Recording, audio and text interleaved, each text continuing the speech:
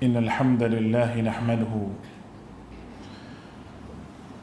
ونستعينه ونستهديه ونستغفره ونؤمن به ونتوكل عليه. نعوذ بالله من شرور أنفسنا وسيئات أعمالنا. من يهده الله فلا مضل له ومن يضلل فلا هادي له. أشهد أن لا إله إلا الله وحده لا شريك له وأشهد أن محمدا عبده ورسوله. اللهم صل على محمد وعلى آله وأصحابه ومن تبعهم بإحسان إلى يوم الدين. على الله توكلنا. اللهم فقهنا في الدين وعلمنا التأويل واهدنا إلى سواء السبيل. Alhamdulillah, bersyukur pada Allah Subhanahu wa taala dengan limpah kurniaan nikmat daripada Allah, kita dapat bersama-sama pada malam ini, dan mudah-mudahan Allah Subhanahu wa taala memberi keberkatan dan Allah Subhanahu wa taala memberi kerahmatan kepada kita semua dalam majlis ilmu ini, supaya mudah-mudahan dengan amal kebaikan yang kita kerjakan ini menjadi salah satu daripada perkara yang menjadi asbab untuk kita masuk ke syurga Allah Subhanahu wa taala dan diterima segala amal kita oleh Allah Subhanahu wa taala. Tuan-tuan yang dirahmati oleh Allah, terima kasih kepada pengurusi Tuan Imam semua sekali yang menjemput saya pada malam ini. Apa yang kita nak sebut pada malam ini itu satu tajuk berkaitan dengan wasiat perpisahan. Sebagaimana yang tadi disebut dalam satu hadis oleh Nabi kita Muhammad sallallahu alaihi wasallam, hadis daripada Al-Irbad bin Sariyah radhiyallahu anhu qala Nabi sallallahu alaihi wasallam qala shalla bina Rasulullah sallallahu alaihi wasallam dhata yawm thumma aqbala alaina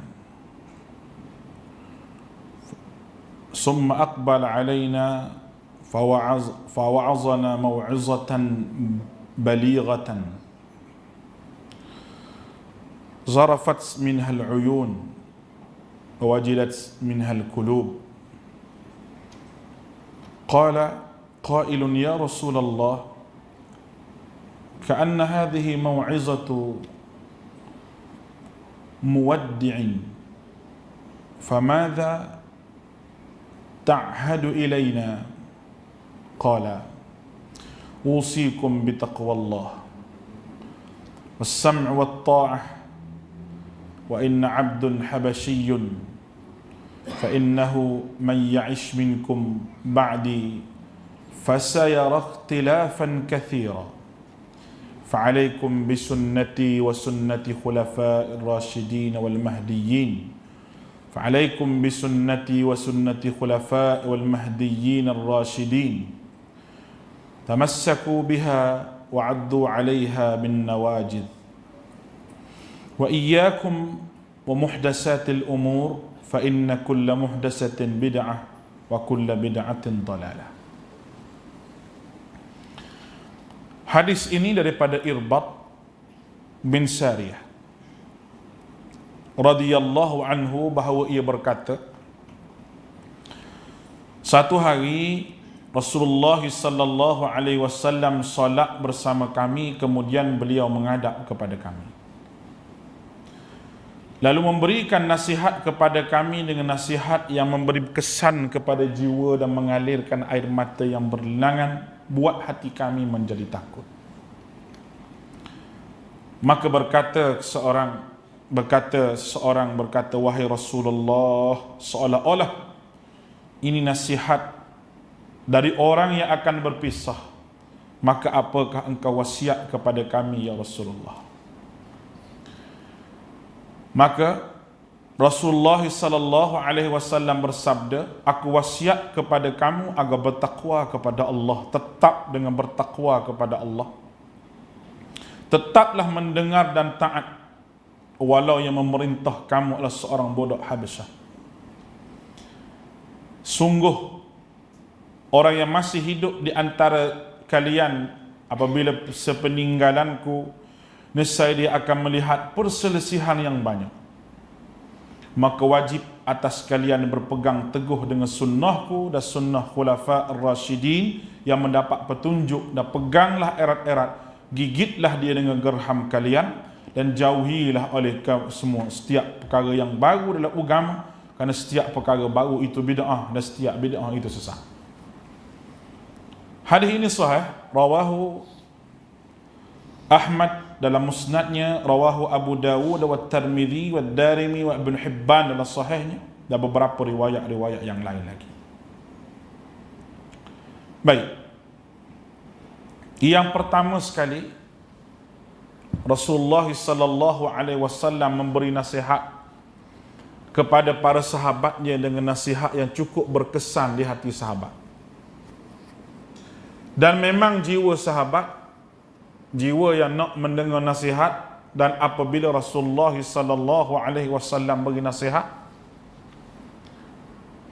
dia rasa terkesan dengan nasihat Nabi sallallahu alaihi wasallam sehingga berlinangan air matanya dan takut kepada Allah Taala di atas perkataan Nabi tersebut. Ceritanya lepas pada Nabi semayang, Nabi pusing belakang. Sunnah Nabi lah, lepas semayang tu imam pusing belakang. Tu memang perbuatan Nabi. Nabi akan memandang wajah para sahabat, dan para sahabat tengok muka Nabi. Sunnah Nabi. Ada orang kata, kenapa imam pandang belakang menghadap kiblat? Ada kata, oh dia lebih tahu, lebih pandang pada Nabi.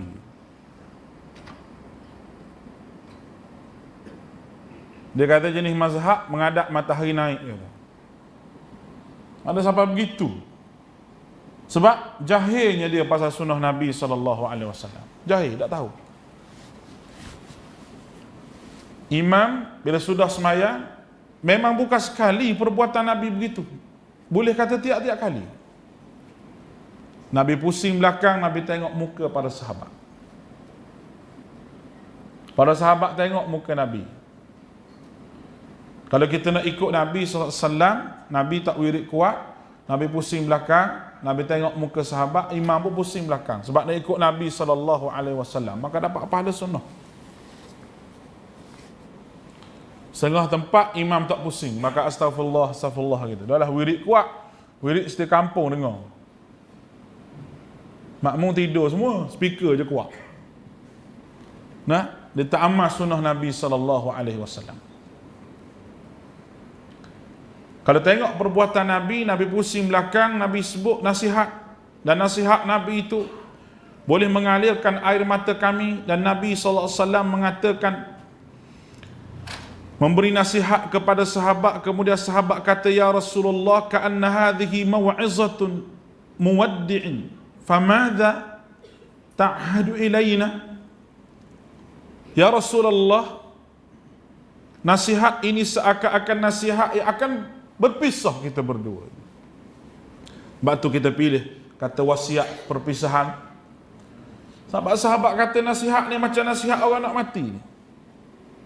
Dan apakah yang engkau akan wasiatkan kepada kami? Sebut-sebutlah Rasulullah apa yang aku nak sebut kepada kami. Ini menunjukkan bahawa Nabi kita Muhammad sallallahu alaihi wasallam memberi nasihat kepada para sahabat dengan serius, sehingga menggetarkan hati para sahabat, dan pengaruh perkataan Nabi yang Nabi lempar kepada sahabat sehingga masuk menjunam dalam hati para sahabat. Bagaimana kita telah sebut bahawa iman pada sahabat ini itu idza dzukirallah wajilat qulubukum, bila diingat sahaja ayat Allah, perkataan-perkataan Nabi, gemetar hati mereka kerana takut. Berlinangan air mata di mereka kerana mereka rasa bahawa nasihat itu amat berguna daripada Rasulullah sallallahu alaihi wasallam. Kita hari ini dengar hadis Nabi, dengar sunnah Nabi, tak berasa benda tu berharga. Malah ada setengah tempat tu pergi lawan pula sunnah Nabi.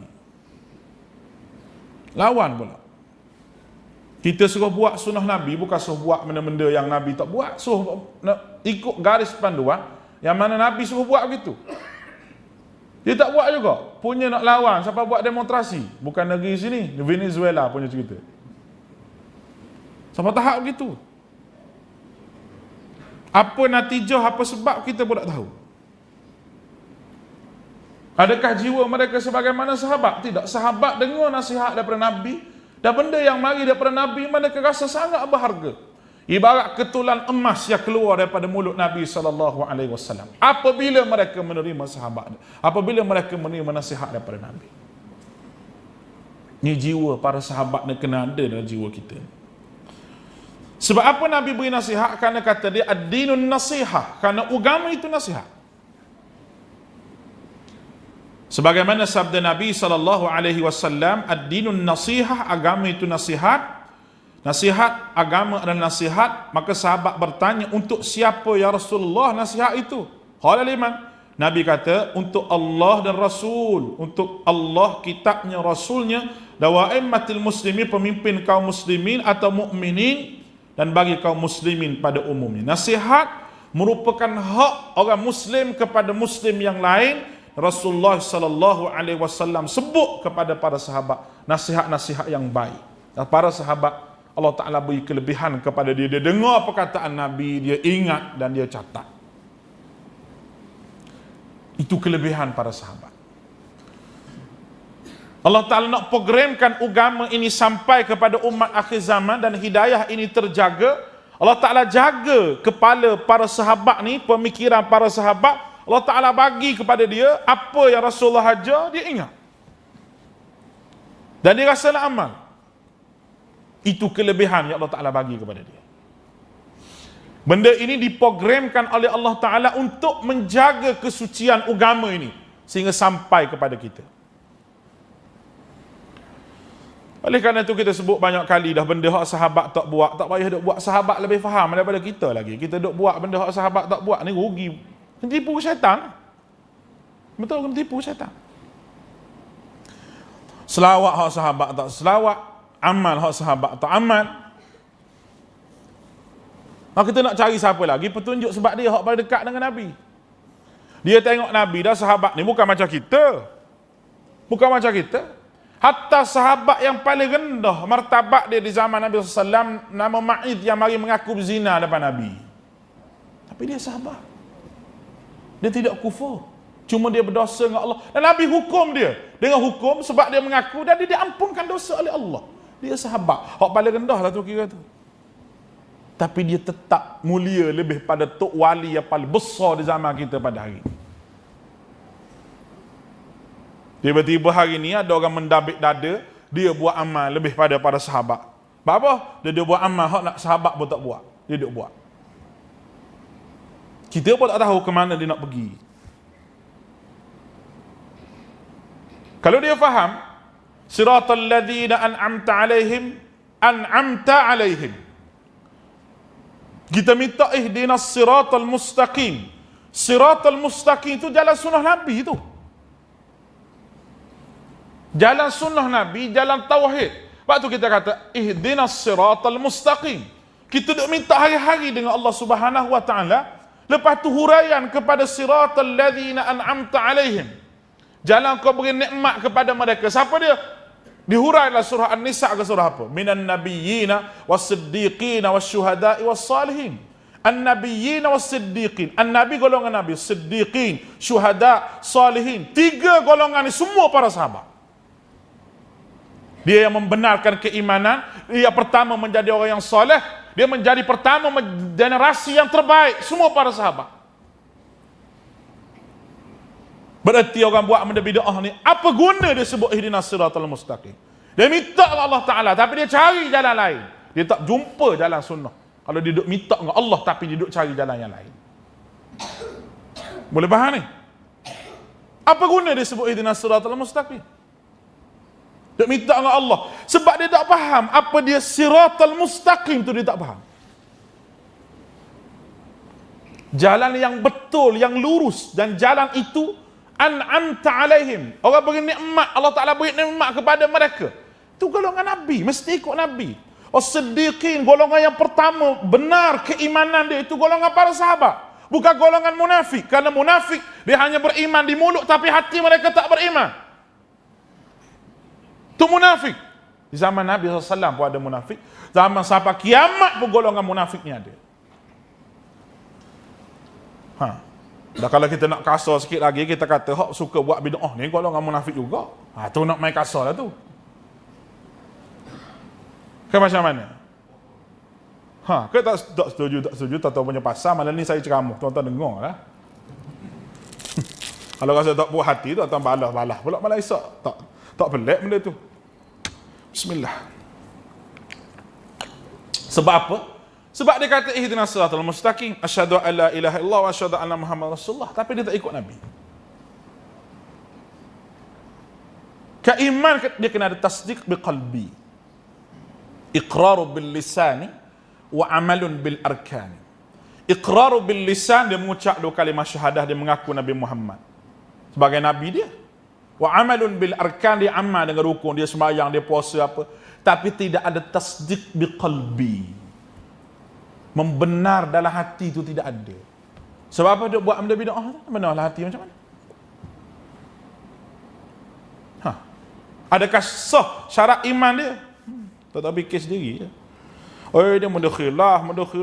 Duk main mendakhilah gitu. Siapa tak tahu nak beza mendakhilah dengan benda bid'ah. Allahu Akbar. Duk berlawan dengan benda sampai kiamat. Dan memang kita akan berlawan dengan benda sampai kiamat kerana syaitan yang mengheret manusia buat perkara-perkara yang Nabi tak ajar. Dan syaitan ni tak mampu dia ni. Syaitan ni sampai neraka bawa manusia ni. Duk berlawan dengan dia hari-hari. Sebab tu kalau kita ada ilmu mengaji sunnah Nabi SAW, kita tak terliur sikit habuk pun dengan benda-benda yang Nabi tak buat. Sebab kita ada tasdiq, kita ada kepercayaan yang membenarkan kenabian kita Nabi Muhammad SAW. Cukuplah dengan benda tu. Cukup kita membenarkan Nabi kita sebagaimana sahabat membenarkan Nabi kita. Sahabat cukup percaya perkataan Nabi. Bagaimana saya pernah cerita kemarin, Sayyidina Ali disuruh pergi ambil surat dengan perempuan, dia dikirim oleh seorang sahabat juga, Hatib bin Abi Balta'ah. Kirim surat masa Nabi nak tawan kota Mekah. Kawan tu tulis surat pada keluarga dia. Mereka Hatib ni bukan orang munafik, dia sahabat Nabi. Tapi dia bimbang takut keluarga dia tu kena ancaman dan sebagainya. Dia tulis surat. Surat tu dibawa dalam sanggul seorang perempuan. Jibril bagi tahu ke Nabi. Nabi pergi. Nabi suruh Sayyidina Ali, wahai Ali, mu pergi ambil surat dengan perempuan tu ada dengan dia. Sayyidina Ali pergi, Sayyidina Ali sebut mudah je, mana surat bagi dekat aku? Tak ada, dia kata. Mu nak bagi surat ataupun aku nak telanjangkan kamu di sini. Kerana Nabi aku kata ada dan aku percaya perkataan Nabi aku. Tu sahabat. Kalau kita pergi tak ada. Betul tak ada ni? Betul. Tak apa. Tak, Sayyidina Ali tak. Kerana itu Nabi yang kata, dan perkataan Nabi aku ni perkataan yang betul, aku sedia untuk membogelkan kamu kalau kamu tak bagi dia punya surat. Sebab aku lebih percaya pada Nabi aku. Kita hari ni tak syekh duk mari, orang ni mari ajar benda yang Nabi tak buat, suruh benda yang Nabi tak buat. Kita lebih percaya pada perkataan tak syekh lagi pada perkataan Nabi. Apa barang ni orang panggil ni? Anak marah ni. Ya, ni iman apa orang panggil begini ni? Sayyidina Abu Bakar tak pernah pun dengar perkataan Nabi. Sayyidina Abu Bakar tak pernah dengar cerita daripada mulut Nabi berkenaan dengan Isra' dan Mi'raj. Sayyidina Abu Bakar hanya dengar daripada seorang jahiliyah yang mari bertemu. Mu beriman ke, wahai Abu Bakar, dengan seorang ni? Muhammad hari ni dia kata dia naik ke langit jumpa dengan Tuhan dia. Adakah mu percaya? Abu Bakar kata, kalau perkataan yang kamu sebut ni keluar daripada mulut Muhammad, lebih pada tu lagi aku percaya. Itu as-siddiq. Orang buat mari hadis pada kita riwayat Bukhari Muslim. Hadis sahih. Hak ni hadis maudhu'. Hak ni hadis ni. Kita tak percaya pada orang tu. Ya kawan tu duduk ambil hadis daripada kawan ni mengikut jalur sanad yang betul. Ini amalan hak Nabi buat. Hak ni amalan Nabi buat. Tak percaya pada kawan ni hak Nabi buat, tak percaya pada tok syekh dia tu. Kalau aku nak kata tak ada iman, pun takut kasar, tapi kata dah tu. Tak ada iman. Percaya hanya di mulut, tapi tak ada keyakinan dalam hati, tuan-tuan. Sahabat mendengar perkataan Nabi dengan penuh prinsip, dengan penuh keikhlasan dan dengan penuh keyakinan bahawa ini perkataan Rasulullah sallallahu alaihi wasallam yang boleh menggegarkan jiwa dia. Dan ini sifat salafus salih. Sifat salafus salih iaitu mereka rasa menangis takut ketika mendengar peringatan Allah Subhanahu wa taala, dan mereka rasa sayang kepada Nabi sallallahu alaihi wasallam dan menangis kerana takut kepada Allah Subhanahu wa taala. Ni disebut dalam hadis Nabi sallallahu alaihi wasallam, ainani, dua mata yang tidak akan disentuh oleh api neraka, iaitu menangis kerana takut kepada Allah dan berjaga, orang yang sanggup berjaga fi sabilillah, berjuang di jalan Allah Subhanahu wa taala, tidak disentuh oleh api neraka. Allahu akbar. Itulah jiwa para sahabat. Jiwa sahabat dia begitu. Menangis dia tu bukan menangis apa? Tidak. Kerana takut dia kepada Allah Subhanahu wa taala, sebagaimana mengalirnya air mata yang dirasakan bahawa ini merupakan pesanan yang terakhir daripada Nabi kita Muhammad sallallahu alaihi wasallam. Yang pertama Nabi pesan, usikum bitaqwallah. Aku wasiat kepada kamu supaya bertakwa kepada Allah. Wasiat takwa ini merupakan wasiat yang paling mulia dan menjadi ucapan Nabi. Setiap ucapan yang Nabi nak keluar di hadapan orang ramai, Nabi akan sebut ittaqullah. Dalam ayat Quran disebut ya ayyuhalladzina amanu taqullah. Wahai orang beriman, takutlah kamu kepada Allah. Perkataan takwa, takut pada Allah, takwa ni dekat 15-16 huraian para ulama. Ada huraian macam-macam mengikut huraian dan ilmu yang Allah Ta'ala bagi kepada mereka masing-masing. Cuma yang boleh kita ambil, yang mudah kita faham, iaitu buat apa yang Tuhan suruh, tinggal apa yang Tuhan larang, itu tanda takwa. Dan bekal takwa inilah bekal yang berguna untuk negeri akhirat. Seorang yang bertakwa kepada Allah Subhanahu wa taala, dia akan membenarkan kitab Allah, dia akan membenarkan Nabi Allah, dia akan membenarkan perkataan Nabi kerana dia takut pada Allah Subhanahu wa taala. Dia dalam keadaan dia kenal Allah Taala. Itu takwa. Sehingga takwa ini pentingnya, tuan-tuan, disuruh supaya dalam khutbah Jumaat sebut ittaqullah. Bertakwalah kamu kepada Allah. Wa tazawwadu fa inna khairaz zadi taqwa. Berbekallah kamu dengan bekalan takwa. Nabi pesan yang pertama supaya takwa kepada Allah Subhanahu wa taala. Allahu akbar. Baik, perintah yang paling besar dalam masalah takwa ini adalah syariat Allah Subhanahu wa taala adalah takwa ni mentauhidkan Allah. Jangan kita sebut kita bertakwa kalau kita ni buat benda yang syirik kepada Allah. Kerana takwa adalah engkau melaksanakan ketaatan kepada Allah dalam keadaan kamu yakin dengan kebesaran dan kehebatan Allah. Maknanya buat amal ibadah dalam keadaan mengenal Allah Ta'ala. Itu takwa. Nak kenal Allah ni kena belajar ni. Belajar kenal Allah dengan cara yang Allah Ta'ala ajar pada Nabi. Bukan belajar kenal Allah Subhanahu wa taala dengan cara orang ajar yang dengan kaedah dia sendiri. Dia buat macam-macam. Maksud kenal Tuhan dia, marilah ilmu makrifat lah, ilmu hakikat lah, ilmu tu lah. Sekali tak jumpa cari Tuhan, dia jadi Tuhan. Jadi macam siapa? Jadi macam ayah peng. Kenal ayah peng? Oh, kampung aku tu tapi bukan waris aku. Wallahi tu. Dah, tu dia. Allahu akbar. Tak jumpa cari Tuhan. Sebab apa? Telajak hakikat. Hakikat. ilmu yang pertama yang manusia perlu belajar, ilmu mengenal Allah.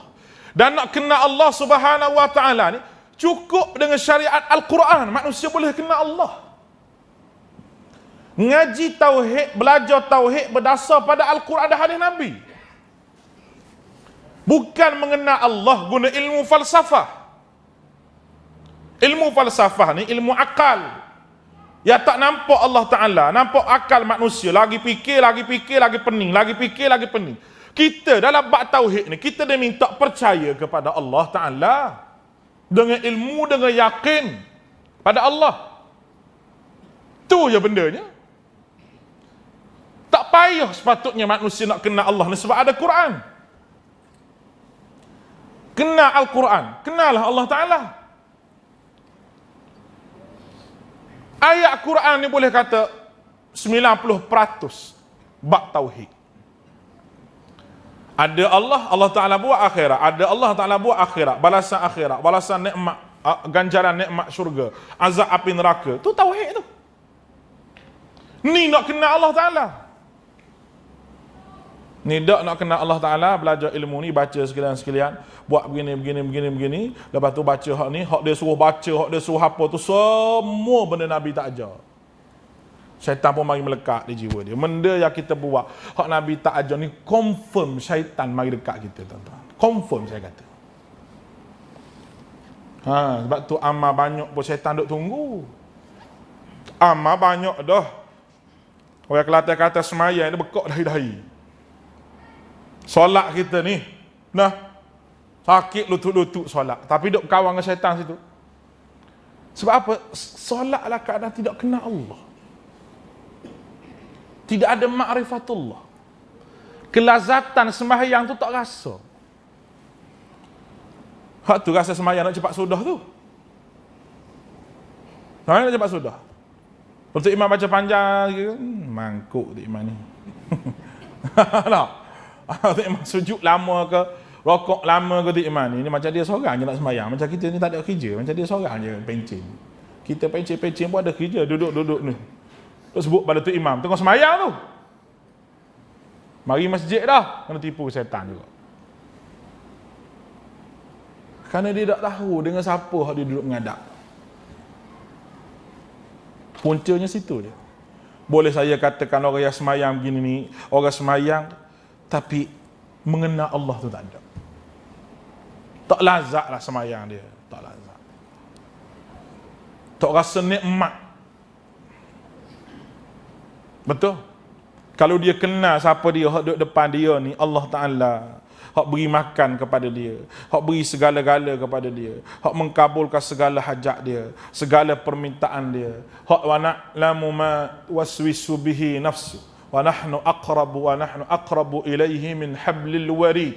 Yang mengetahui benda yang berbisik dalam hatimu. Tak sebut lagi di mulut, hak berbisik di hati tu, hak tu dia tahu. Dia tahu segala-galanya pada kita. Lah macam mana kalau kita tahu kita berhadapan dengan orang yang begitu? Orang yang sedia untuk memberi apa yang kita minta. Kita rasa nak beri salam pun rasa sayang. Betul tak? Rasa nak berpisah dengan dia, bercakap tu kita rasa sayang. Macam kita minta projek dengan menteri. Menteri kata nak projek apa ni, datuk saya ni buat begini. Rasa boleh cakap, rasa boleh sebut habis pada menteri itu, rasa puas hati. Kita berbalik angan seorang-seorang, kita kata, dulu projek aku ni. Habis aku cerita pada dia semua sekali. Tu baru menteri. Hak kita nak pada projek tu, ni kita nak pada syurga Allah Ta'ala. Yang besar lagi daripada projek dunia tu. Tak rasa nak semayang, kelazatan solat tak. Sebab apa? Sebab tidak ada ma'rifatullah. Tidak ada kenal Allah Ta'ala. Kita kena buka kitab khas ma'rifatullah ni. Kenal Allah ni. Bunyi macam tasawuf, memang tasawuf pun. Tasawuf yang ikut sunnah Nabi. Jangan ikut tasawuf orang tak ikut sunnah Nabi tu. Mengaruk. Mengaruk tuan-tuan. Kata tasawuf, tok guru tasawuf, mengaji tasawuf. Bukan main mengaji tasawuf. Tapi semai jemaah tak mari. Macam saya sebut subuh tadi, heran sungguh. Daki bukit boleh. Naik basikal kayu habis sutai kampung. Tak mari masjid tak boleh. Sedih. Tak. Oh, kalau orang beri bantuan apa mari masjid. Beratur mari masjid. Maghrib pukul 7.30, 6.30 sampai lah. Bukan kampung ni, kampung lain, Thailand. Tak ada kena mengena lah buat sini. Oh, tu dia awal mari. Sebab apa? Sebab ada benda. Tak rasa yang Nabi sebut salatul jama'ati tafdalus salatul fazzi bi 27 darajah. Sembahyang berjemaah lebih 27 kali ganda. Dari sudut standard dia. Bukan dapat 27 macam 27 ringgit tu. Standard dia lebih. Kalau Maulana saya dia hurai gitu, standard tu lebih. Kerana bilangan ini ada dikira dengan ti'dadian, ada dikira dengan tartiban. Tu panjanglah nak urak tu. Standard sembahyang jemaah ni lebih standard daripada sembahyang berseorangan. Kita hurak gitu. Mudah je nak faham, tuan-tuan. Tuan-tuan pergi hotel hot 1 bintang, 2 bintang. Kain tola tu ambil di kaunter. Cina hot jaga kaunter tu tarik mata penuh. Tua pula tu. Betul tak? Saya pernah pergi hotel mana saya ceramah lama dah 5 tahun 6 tahun lepas tu, di Ipoh. Ada satu hotel. Allah takut saya. Lift dia besar tu sama muat dengan saya. Buka pintu pula tu macam duk Mekah rasanya. Ada satu hotel di Mekah atas bukit tu begitu. Kita pergi dulu takut lekat dalam 50 kerah aku kan.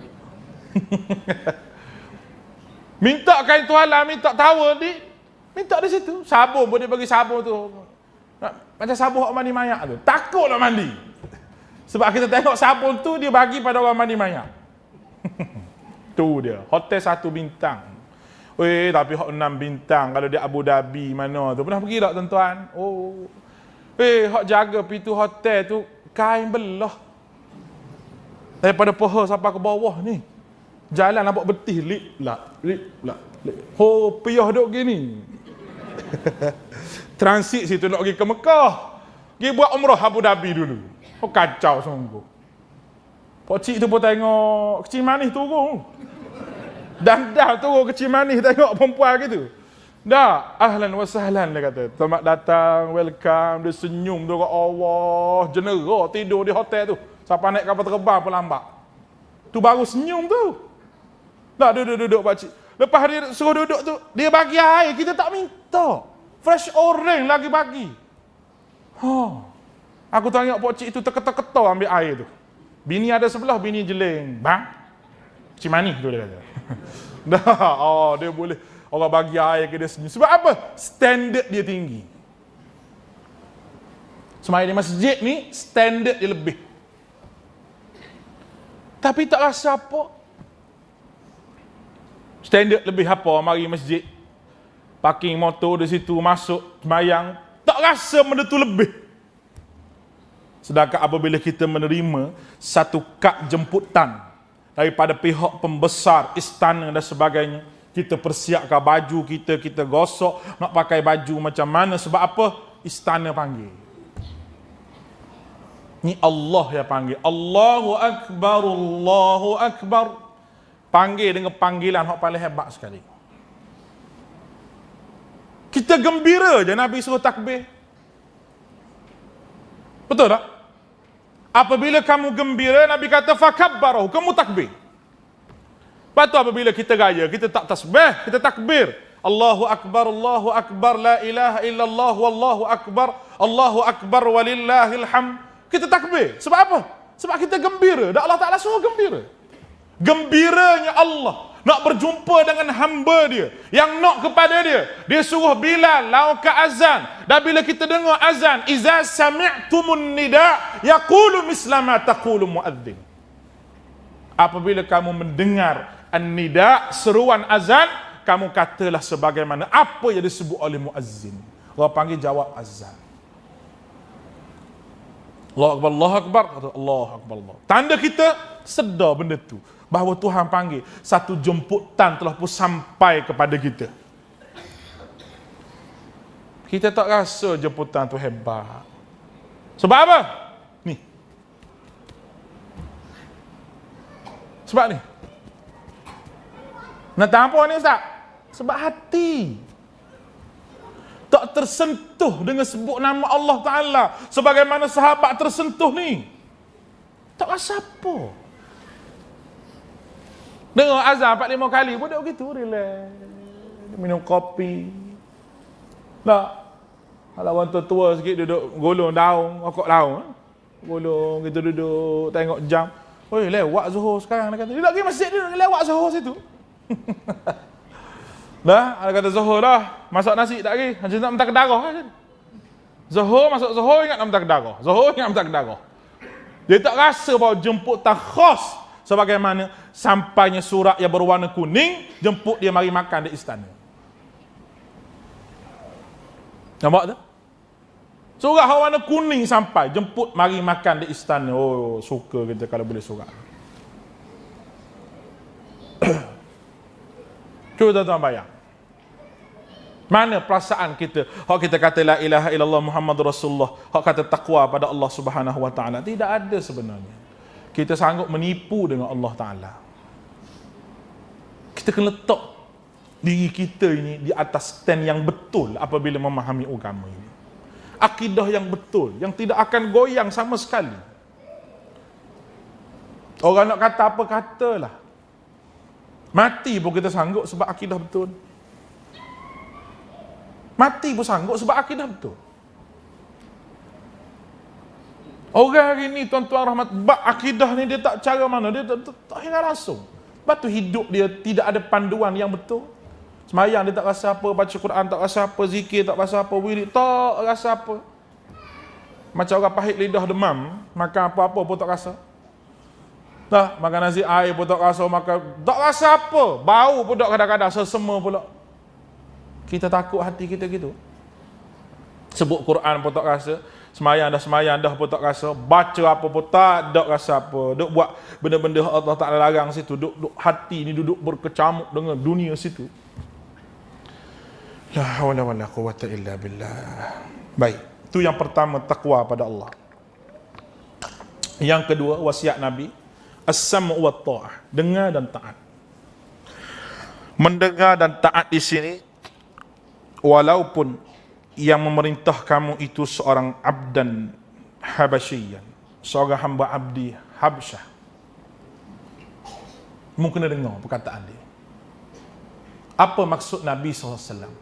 Tak kira siapa pun pemerintah kamu, warna kulit apa pun, tapi apabila dia suruh kepada perkara yang baik, kamu kena dengar. Kamu kena dengar. Walaupun hakikatmu tak suka peribadi dia. Sebab dia ada masalah peribadi. Manusia mana tak ada masalah peribadi, semua orang ada masalah peribadi, betul tak? Tapi dia sebut benda betul, kita kena terima. Yang melemahkan nasihat ini apabila orang ungkit masalah peribadi. Contohnya bila suami nasihat ke isteri. Awak ni janganlah begini. Abang pun sama je. Dulu pun abang begini. Kita pun ikut mu lah. Kau nikah lain baru tahu. Nah, ugut begitu. Contohlah tu. Jangan ada ungkit lah benda hak salah dia tu. Dan dia nasihat benda betul lah. Tu pemerintah dalam keluarga, dia panggil suami. Dalam masyarakat begitu juga orang panggil pemimpin. Kalau pemimpin sebut benda yang betul, kita kena ikut. Tapi kalau pemimpin sebut benda yang salah, kita kena tegur. Kita kena tegur. Siapa-siapa, mana-mana pemimpin parti politik mana pun, kita kata nak jaga hati dia, tak boleh lah, kena jaga hati lah dia. Walaupun dia sebut benda salah, mana boleh jaga-jaga hati? Kalau sebut benda salah, salah tu tak salah. Betul tu tak betul. Sebab tu kita minta dengan Allah supaya tunjuk benda betul tu, supaya mudah untuk kita ikut. Dan tunjuk benda salah, supaya mudah untuk kita jauh. Itu garis panduan daripada Allah Subhanahu wa taala kepada kita semua. Baik. Tetapi la ta'ata fi ma'siyatillah, tidak boleh taat terhadap pemerintah dalam perkara yang maksiat. Sesungguhnya ketaatan itu adalah dalam kebajikan semata-mata. Ini prinsip akidah ahli sunnah wal jamaah. Azan dulu sila. Tak lagi kita sambung. Sebab pukul 9. Baik. Itu yang kedua Nabi sebut. Taqwa, as-sam'u wa ta'ah, taat kepada pemimpin dalam ketaatan kepada perkara yang baik. Dia panggil taat kepada ulil amri. Itu wasiat Nabi. Yang ketiga, fa innahu man ya'ish minkum ba'di fasayara ikhtilafan katsira. Sungguhnya orang yang masih hidup di antara kamu sepeninggalanku, kalau kamu masih hidup, mu akan tengok perselisihan yang begitu banyak. Melepas daripada aku, ingat baik-baik, kalau sempat untuk hidup, mu akan tengok perselisihan umat ini terlalu banyak. Daripada awal lagi Al-Quran menyebut wa'tasimu bihablillah, berpegang dengan tali Allah Subhanahu wa taala. Dan Islam melarang kita berpecah belah, wala tafarraqu, jangan berpecah belah. Kerana pecah belah itu adalah menyebabkan kemunduran kepada masyarakat. Nanti Nabi akan sebut obat kepada pecah belah itu macam mana. Dan apabila Nabi sebut begini, ada hadis Nabi SAW pula, ala inna man qablakum min ahli kitab, ketahuilah sesungguhnya orang-orang ahli kitab sebelum pada kamu berpecah ala ithnatain wa sab'ina millah, kepada 72 golongan. Sungguhnya Islam akan berpecah menjadi 73. Umat dulu 72, pok kita 73, kulluhum finnar illa wahidah. Semua dalam neraka, dalam riwayat lain sebut illa wahidah, kecuali satu sahaja. Dalam riwayat kata wahiyal jamaah, ya selamat itu jamaah. Maka riwayat lain sebut kulluhum finnar illa millatan wahidah, semua tu 72 lagi ke neraka, satu saja ke syurga. Siapa dia? Tak tahu. Nabi kata ma ana alai wa ashabi, kecuali jalan aku dan jalan sahabatku. Makna sunnah Nabi hak sahabat buat. Hak ni dia yang berpegang dengan Nabi dan sahabat ni, hak ke syurga. Hak lain tu ke neraka semua sekali. Sebab tu saya kata tadi, buat bid'ah ni jaga-jaga betul-betul. Jangan main-main. Nabi sebut terang-terang perpecahan ini akan berlaku. Jelas, terang, nyata Nabi sebut. Perpecahan ini akan berlaku. Berlaku ke tak perpecahan tu? Berlaku. Bukan sikit, banyak. Kalau tu manusia nak bersatu, mesti dengan agama. Kalau bersatu dengan bangsa, dia jadi asabiyah. Buang agama, bangsa saja bersatu, dia jadi asabiyah. Kita nak bersatu di atas agama, tak kira kamu Cina ke kamu Melayu ke kamu apa sahaja bangsa kamu, tetapi kamu ada Islam dan mengucap 2 kalimah syahadah, layak untuk kita pegang hak dia, dan dia juga ada hak ke atas kita. Itu hak sesama Muslim. Kita kena jaga dia kena jaga kita. Kerana sama-sama Islam. Itu perpaduan hak Nabi anjurkan. Baik. Jalan yang selamat daripada perpecahan Nabi sebut.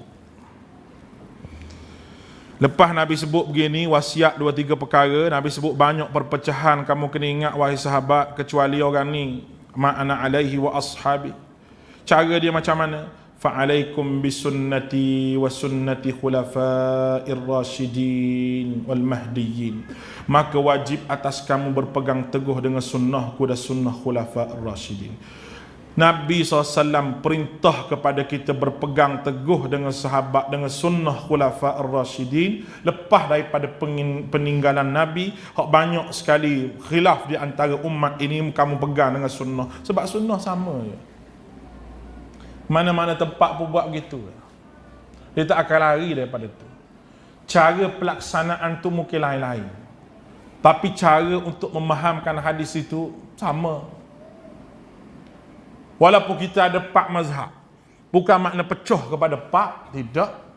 Cuma pendapat cara begini buat. Hak penting sekali kita kena tengok cara macam mana sahabat memahami sabda Nabi sallallahu alaihi wasallam di dalam satu-satu bab. Baik. Itu Nabi pesan kepada kita. Supaya kita berpegang dengan fahaman tersebut, kerana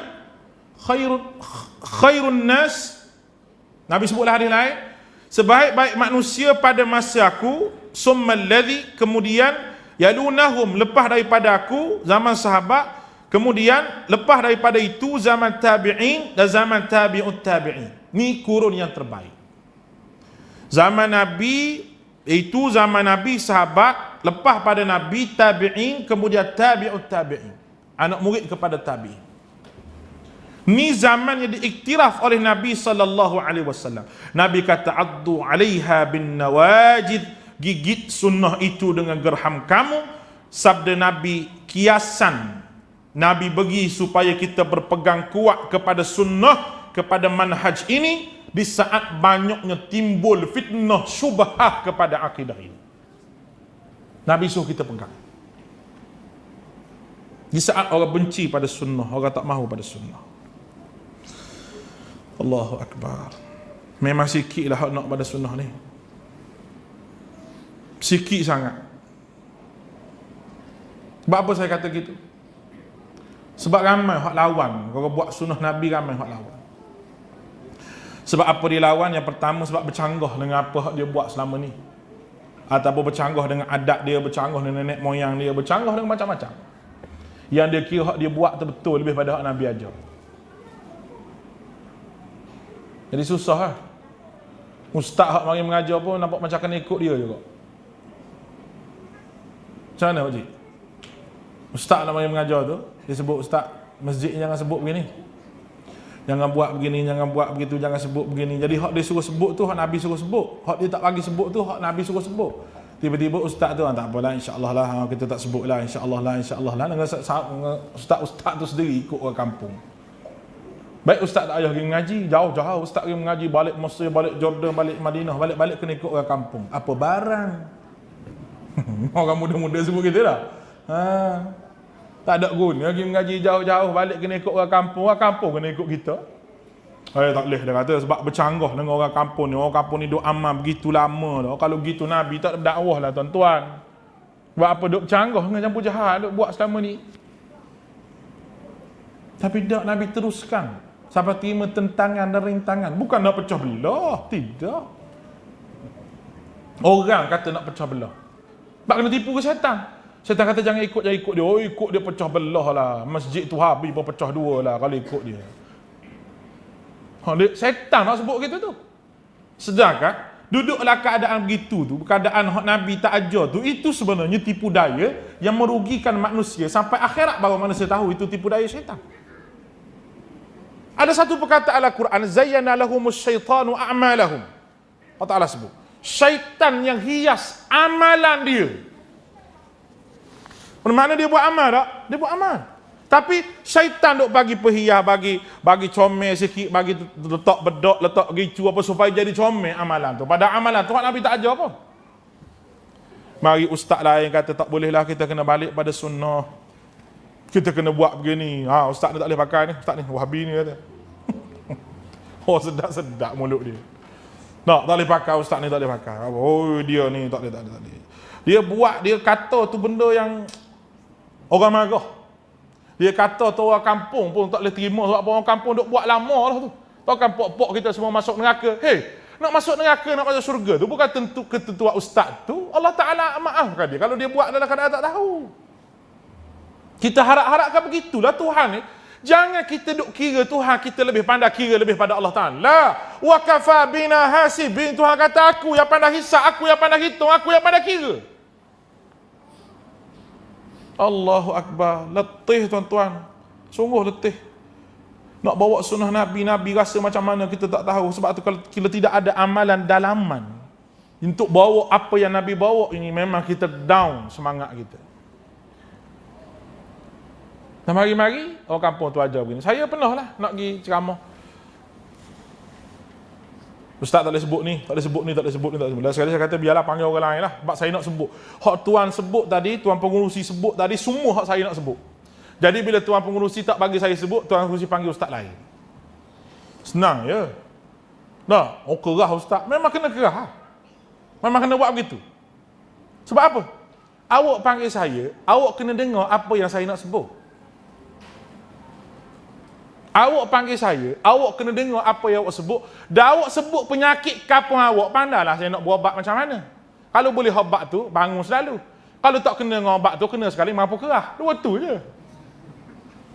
Boleh faham tu? Sebut penyakit apa kampung awak nak sebut apa.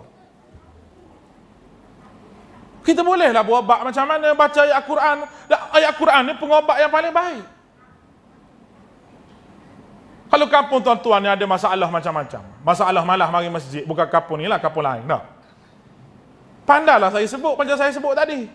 Nah, nak berkati basikal lagi kata-kata, boleh nak mari masjid tak boleh? Awak Tuhan tak tanya ke? Duk berasa Tuhan tak tanya, padahal Tuhan tanya, kalau tak percaya matilah dulu. Baru tahu dia tanya ke tak tanya. Tak payah mati sekali seorang. Tuhan tanya. Inna sam'a wal basara wal fu'ada kullu ulaika kana anhu mas'ula. Allah Ta'ala sebut begitu. Inna sam'a, pendengaran kamu, penglihatan kamu, dan apa yang terlintas, apa yang kamu fikir, semua kau akan tanya depan aku. Kalau benda yang terlintas pun Allah Ta'ala akan tanya. Benda yang manusia fikir, ni kau katih basikal, pergi jauh-jauh, masjid tak boleh mari. Bukan dia lah tu. Bukit mana hak tak pergi aja sebut. Bukit pergi. Nak suruh sihat ni. Doktor kata jantung kena sihat. Oh, jaga body sihat gitu. Makan pun jaga, malam-malam tak makan mana. Tak makan. Pagi-pagi ikut jadual makan ni. Obat pun makan cukup lengkap. Nak pelihara ke body. Roh tu kuh kering. Body jaga, roh kuh kering tak jaga apa. Teruk. Manusia hiduplah keadaan lagu ni walaupun tubuh dia sihat, tapi jiwa dia masalah. Roh dia masalah. Bila roh masalah, dia duduk dekat dengan benda haram. Duduk dekat dengan benda haram. Allahu Akbar. Duduk rasa benda haram tu jadi okey. Dekat dengan dadah ke, minum air ketum ke. Nah, tahu air ketum? Kat sini tahu tak? Tu dia. Nah, banyak dia kata air ketum. Tu terlibat dengan semua masalah zaman sekarang. Minum air ketum. Tengok ustaz pun mata kelip-kelip gitu. Merah mata-mata. Cuba tuan-tuan fikir. Kalau ada anak kita ke anak saudara kita benda lagu tu, kita nak tengok saja. Oh, ramai orang tengok saja. Ngikut dia lah ustaz. Tak boleh ikut dia, tak boleh. Kemanisan iman di antara 3 syarat kamu sayang pada Allah dan Rasul, kamu sayang kerana Allah dan Rasul. 2, yang ketiga kamu benci diri kamu dicampur ke arah kebinasaan, maka kamu kena ada semangat. Semangat apa? Nak selamatkan orang daripada neraka Allah Subhanahu Wa Taala. Kena ada benda tu. Sebab tu orang yang tak tahu kita rasa kesian ke dia. Hak tahu masjid dah, hak mari masjid dah, kita rasa sayang kau orang mari masjid dah. Kena ada rasa lagu tu. Hak lekat dengan masjid dah, hak mari Jumaat kita rasa sayang ke dia. Hak tak mari lagi kita rasa kesian ke dia. Ni hak mari dah masjid buat balah pula dengan hak mari masjid. Pelik sungguh. Saya pergi ceramah satu masjid tu. Dia kata, ustaz, belah kanan ustaz tu puak lain tu. Belah kiri tu puak lain. Dia bagi puak dia. Belah kanan puak lain, belah kiri puak lain. Dan saya kata, hak tengah-tengah tu dia boleh pergi belakang, dia kata, pergi mari. Duduk dalam masjid pun kena pisah ke syaitan lagi. Puak ni satu, puak ni satu. Tu hak mari masjid dah. Bila hak duduk dalam masjid ni pun bergaduh dah. Hak luar masjid tak marilah. Sebab apa? Bergaduh. Tu Imam dengan Tok Bila apa tak belagu angin kata. Aku kata tak belagu angin. Tu Imam dengan Tok Bila apa bergaduh dah, aku nak mari masjid. Maka tak mari. Tak ada sepakat sebab syaitan duduk hasut. Jalan yang pertama Nabi sebut tadi apa dia? Penyelesaian dia, kamu kena balik. Kamu kena pegang sunnah ini dengan kuat-kuat Lepas tu Nabi sebut satu lagi perkataan wa iyyakum wa muhdatsatil umur, dan jauhilah perkara yang baru dalam agama, kerana setiap perkara baru itu bid'ah dan setiap bid'ah itu sesat. Oh, punca dia sebenarnya perpecahan ni sebab duduk pada benda bid'ah. Maka kamu kena jauh. Orang kata ada bid'ah baik, ada bid'ah tak baik. Dia kata gitu tak? Baik, saya nak tanya. Awak boleh terima ke tak kullu nafsin za'iqatul maut? Setiap yang bernyawa itu mati. Boleh terima tak? Kullu nafsin za'iqatul maut boleh terima. Kenapa kullu bid'atin dalalah tak boleh terima? Jawab ni aku nak beli RM50 ni, ada ni. Oh, kalau kullu nafsin za'iqatul maut boleh terima. Setiap yang bernyawa mati, boleh terima? Terima. Kalau kullu bid'atin sama-sama kullu juga. Ni tak boleh terima, ni kulli lain. Kullu ni masalah nahu apa. Nabi bukan nak mari ajar nahu. Nabi nak mari ajar syariat. Nabi nak ajar nahu apa? Nabi tu orang Arab dah. Tak marah ni, cuma cakap je kuat sikit. Boleh faham tu? Kalau Nabi nak mari ajar nahu, Nabi tak sebut wa iyyakum al-muhdatsatil umur, perkara baru dalam agama. Sebab Nabi nak mari ajar agama, bukan nak mari ajar bahasa Arab. Biar faham sikit. Kalau ada orang sebut gitu, Tok sebut gitu. Tok bagi hujah saya ni. Awak boleh terima kullu nafsin za'iqatul maut?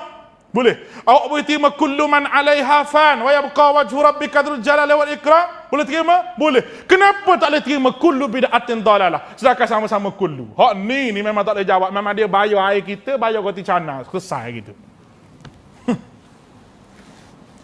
Dia kata, tak, tu kullu lain ni. Sama-sama kullu je. Kenapa kullu tu tidak hurai dengan nahu? Kullu nafsin za'iqatul maut. Kenapa tak hurai dengan nahu? Hurai dengan nahu jugalah. Bahu. Semua hidup itu pasti mati. Tak mati tu tak ada hak tak mati, ada hak mati. Nak kata gitu. Orang hak gila pun tak boleh terima manusia dia tak mati. Semua mati belaka. Kullu man 'alaiha fan, semua binasa belaka. Hak kekalnya Allah Taala. Awak percaya ke tak? Percaya. Ke ada hak binasa, hak tak binasa? Hak tak binasa ada Allah. Hak lain semua binasa. Dah kenapa kullu bid'atin dalalah awak tak boleh terima, kenapa?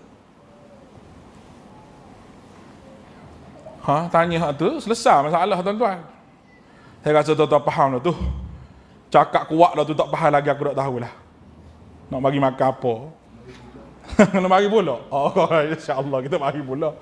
Ingat ke tak bagi dah, dia bagi pula insyaAllah. Baik, hak last sekali saya nak sebut. Bid'ah yang Nabi sebut dalam hadis ini, itu bid'ah perkara yang berkaitan dengan syariat agama. Memang naik kereta tu bid'ah sebab kereta tak ada zaman Nabi. Nak sebut naik kereta tu bid'ah, betul. Bid'ah daripada sudut tak ada zaman Nabi. Tapi kereta tu bukan syariat. Syariatnya doa naik kenderaan, itu syariat. Kenderaan ada tak zaman Nabi? Ada. Unta, himar, betul tak? Kuda zaman Nabi. Nabi baca apa? Nabi baca doa naik kenderaan. Kenderaan zaman kita ada ke tak zaman Nabi? Tidak ada. Kena zaman kita kereta. Tak ada kereta zaman Nabi. Tapi doa naik kenderaan masih ada pada zaman kita. Bermakna benda tu Nabi tak bahas. Awak nak makan apa, awak nak naik apa. Tapi cara nak melaksanakan dan mengurus benda tu, itu yang diajar oleh Nabi kita Muhammad SAW. Roti canai ada tak zaman Nabi? Ada. Budu kau tak ada. Pernah dengar Nabi makan budu? Tak ada. Tempoyak ke pernah dengar? Tak pernah dah. Tetapi pernah dengar Nabi makan? Pernah. Nabi memang makan. Sebab Nabi manusia. Tapi Nabi baca apa masa makan? Nabi baca doa makan. Kul samillah. Mu nak makan budu, kalau nak makan tempoyak ke keli, ke kuah, ke rimah, ke gajah, ke bewok, ke macam ni lah. Gerai aku. Nak faham tak? Nak makan apa pun makan lagi lah. Asal halal. Kul samillah. Baca bismillah. Cara nak makan Nabi ajar. Nak menikah. Zaman Nabi pun menikah, sama kita pun menikah. Kalau ikut sunnah, kalau menikah dengan Arab, sebab Nabi menikah dengan Arab. Dah. Nabi kata menikah, asalkan perempuan tu ada agama. Menikah tak apa. Lepas tu, bila menikah takkan menikah saja, kena tidur, bersetubuh. Nabi ajar kena doa bersetubuh. Nabi ajar. Doa itulah yang Nabi baca, doa itulah yang kita baca. Doa apa? Cari sendirilah, takkan tu pun nak ajar. Allahu Akbar. Tak baca doa tahu buat-buat ni. Tu mudah je. Zaman Nabi ada tak slipper? Ada. Zaman Nabi slipper ada. Zaman kita ada ke tak? Ada. Tapi cara nak mengurus Nabi pakai slipper, Nabi pakai belah kanan dulu. Naik masjid, Nabi tak letak slipper gitu. Ni tangga masjid, Nabi tak letak slipper muka ke depan. Nabi undur ke belakang. Muka slipper tu ke depan sana. Tu sunnah Nabi. Ramai ada orang buat, ramai orang tak tahu. Maksudnya kita, kalau kita masuk masjid, slipper kita duduk gitu, bila kita naik atas tangga, kita pusing biar muka slipper tu ke sana. Sebab Nabi buat gitu. Kita turun, kita pakai. Hak pakai ni, pakai baju ke, pakai seluar ke, pakai apa semua dengan kanan. Hak nak buang ni semua kiri. Buang seluar dulu, buang apa dulu semua kiri. Tu Nabi ajar pada kita. Zaman Nabi ada tak seluar? Ada. Nak pakai seluar zaman kita ada tak seluar? Ada. Cuma design seluar zaman Nabi tak sama dengan sama kita. Zaman Nabi memang tak ada slipper Adidas, kasut Nike ada zaman Nabi. Tak ada slipper gitulah. Tapi cara nak mengurus pakaian tu Nabi ajar. Itu sunnah dia. Kalau nak kata slipper Nike tu bid'ah, betul. Nak kata Tom Yum tu bid'ah, betul. Bid'ah dari sudut benda tu. Tapi dari sudut pelaksanaan sampai kiamat pun tetap dilaksanakan mengikut cara Nabi SAW. Understand? Tak apa, nak berhenti dah. Jadi mudah-mudahan Allah Subhanahu Wa Taala memberkati kita. Tu Imam kata suruh dah 9.30, tapi saya nak sudah awal lah. Malam ni sebab bunyi kata kambing 3 ekor. Kalau kambing ekor saja kita berhenti awal lagi. Nah, mudah-mudahan Allah Taala merahmati kita. Akhirnya tuan-tuan, beginilah yang Nabi sebut. Dan wasiat Nabi beginilah sehingga sahabat menangis mengalirkan air mata. Dan wasiat beginilah yang kita kena pegang. Ittaqullah, taat kepada ketua kita, kepada pemimpin, kepada ulul amri. Dan juga Nabi pesan kepada kita banyak perpecahan berlaku, tapi hendaklah kamu bersama dengan jamaah. Dan Nabi sebut pada kita lagi, kamu kena pegang sunnah ini kuat-kuat kerana fitnah, zaman fitnah itu terlalu banyak. Cara macam mana? Alaikum bisunnati, kamu kena amal sunnahku dan sunnah para sahabatku, kamu pegang betul-betul. Dan ingat Nabi kata lawan kepada sunnah. Nabi sebut lalu kullu bid'atin dalalah. Setiap benda baru dalam urusan agama itu benda hak baru, benda bid'ah, dan setiap benda bid'ah itu sesat. Dan riwayat yang lain dia tambah wa kullu dalalatin finnar. Dan setiap benda hak sesat itu ke neraka Allah. Tak ada hak sesat ke masuk syurga, tak ada. Sesat masalah akidah ni masuk neraka. Wallahu a'lam. Aqulu qawli hadha wa astaghfirullahal azim li wa lakum wa ufawwidu amri Allah innallaha basirun bil ibad. Assalamu alaikum warahmatullahi wabarakatuh.